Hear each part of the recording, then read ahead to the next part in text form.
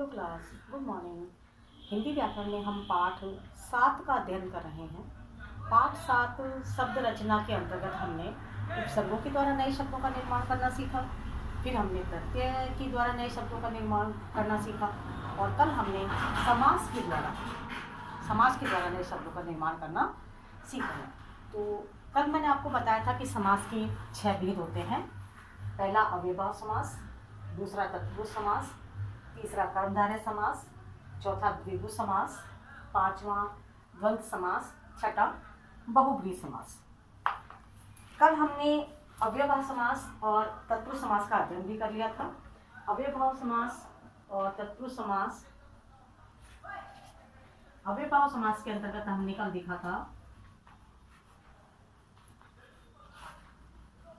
कि पहला पद अव्यय होता है। अव्ययभाव समास का पहला पद अव्यय होता है। जैसे हमने लिखा था आजन्म, आ जन्म, इसका मतलब था जन्म से लेकर अब तक। जैसे बोलते हैं ना कि भीष्म पितामह आजन्म ब्रह्मचारी रहे, है ना। और हम जैसे बोलते हैं बखूबी, मतलब खूबी के साथ, बेलगाम, बिना लगाम के, प्रत्येक, हर एक, मतलब उसको काम करेगा, प्रतिदिन, दिन दिन, ठीक है।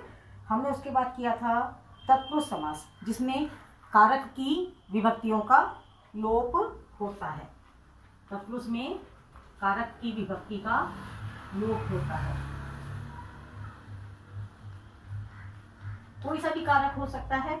जैसे मैंने बोला, मान लो शरणागत, शरणागत, शरण में आया हुआ, शरण में आया हुआ।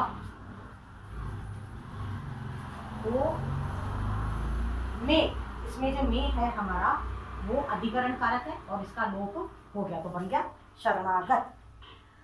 माखन चोर, माखन को चुराने वाला, कर्म कारक के लिए आ गया।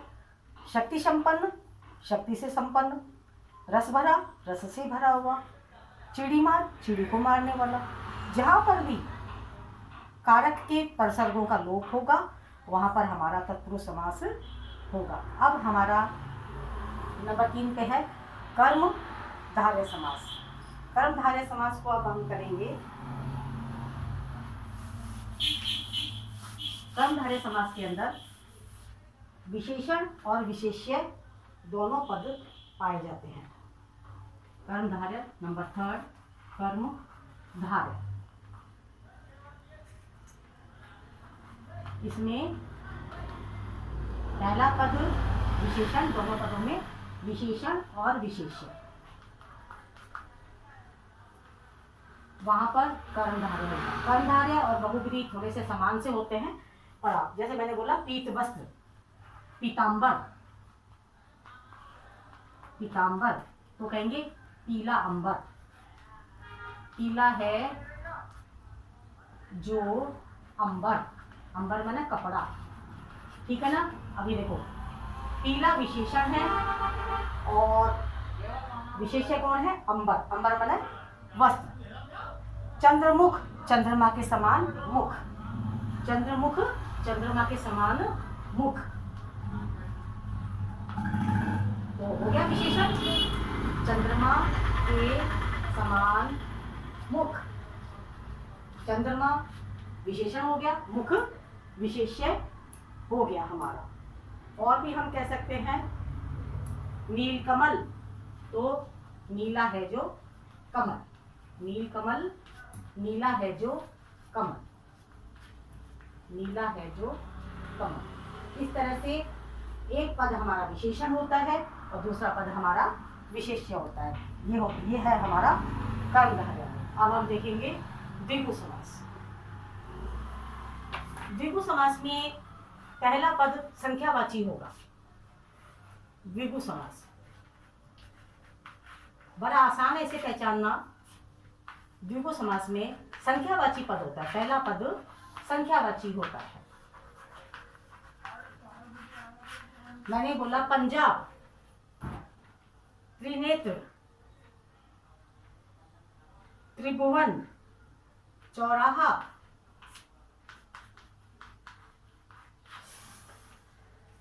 चौराहा,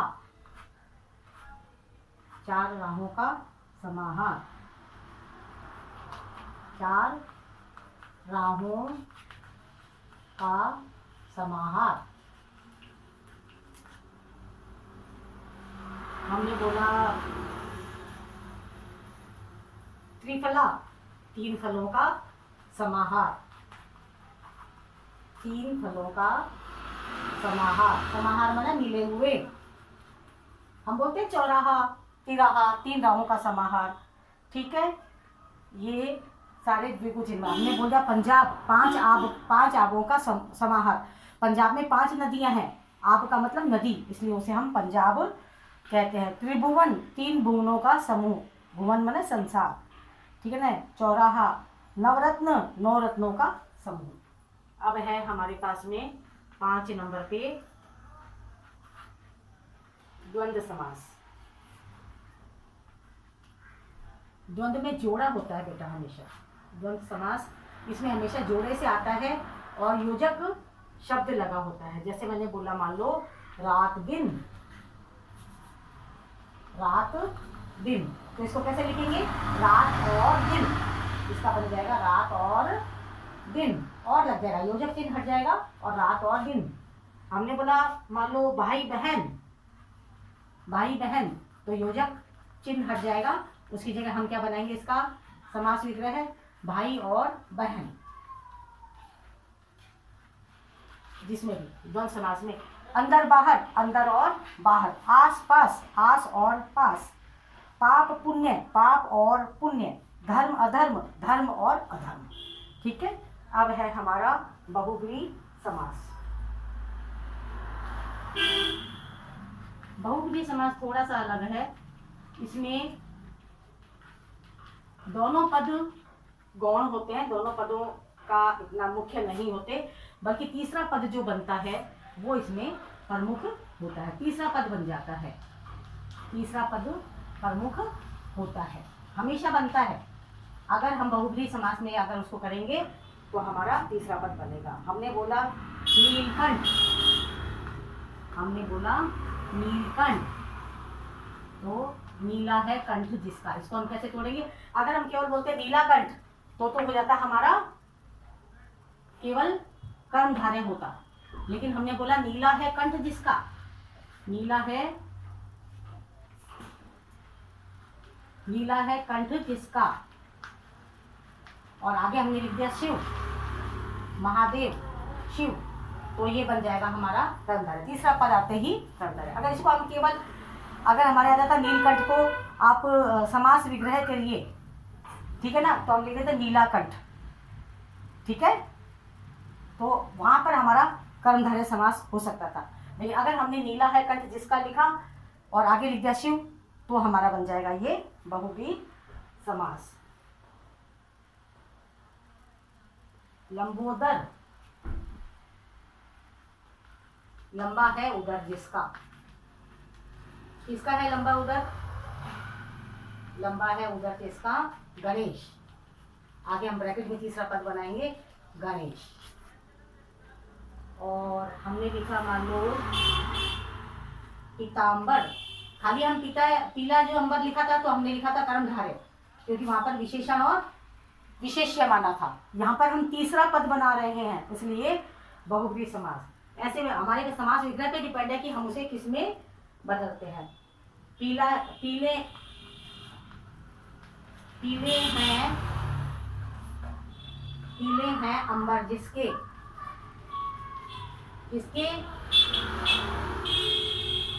विष्णु भगवान के, कृष्ण भगवान के भी होते हैं। पीले हैं अंबर जिसके विष्णु, तीसरा पद बन गया, इसलिए हम इसको उसमें बहुव्रीहि समास में मानेंगे। ठीक है। कर्मधारय और इसमें दोनों में डिफरेंस यही है, कर्मधारय में एक विशेषण होता है, एक विशेष्य पद होता है। इसमें बहुव्रीहि समास में दोनों ही पद प्रमुख नहीं होते, बल्कि तीसरा पद जो हम बना रहे हैं वो तीसरा पद प्रमुख होता है। मैंने बोला मानो चक्रपाणी, चक्र है जिसके हाथ में, चक्र है जिसके हाथ में विष्णु। ठीक है।